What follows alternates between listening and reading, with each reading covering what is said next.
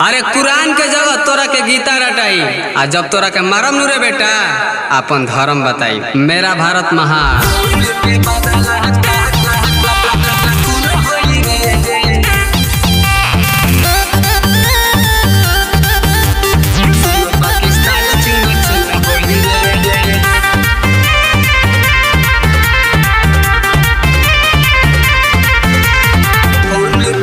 धर्म पूछी के मरले बेटा जइबे ठढ़ाई, हिंदुस्तान के हाथे जे जइबे ते आई। अभी तक शेर सुतल रहला रे बेटा।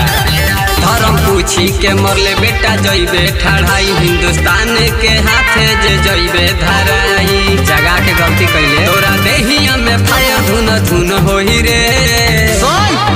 अरे खून के बदला खून होई रे, सुनु पाकिस्तान चुन चुन होई रे। तोरा देहिया में जाता ना जुनून होई रे, सुनु पाकिस्तान खून खून होई रे।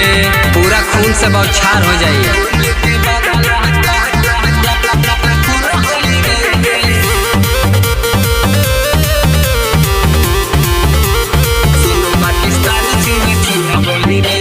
धर्म पूछी के गोली चलवले, अपना धर्म के ते साइड हटवले। धर्म बता के मारो हमारा धर्म के ते गोली चलवले, अपना धर्म के ते साइड हटवले। बहुत भूल कैले रे बेटा। पाकिस्तान बेटा सारा अब सुन होई रे, बुझले। अरे खून के बदला खून होई रे, सुनु पाकिस्तान चुन चुन होई रे।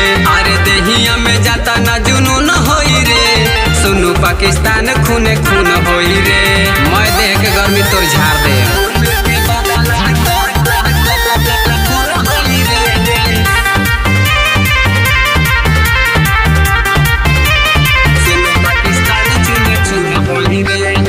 भारत के दिन बाकी राज करता रे, तब काहे छुपिए के वार करता रे। सुन रे मौगा भंगा पाकिस्तान।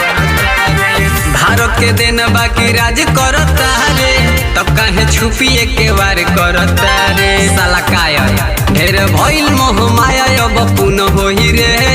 अब गोली चली। अरे खून के बदला खून होई रे, सुनु पाकिस्तान चुन चुन होई रे।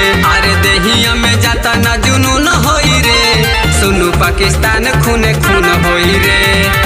अभी तक शेर सुतल रहला रे बेटा।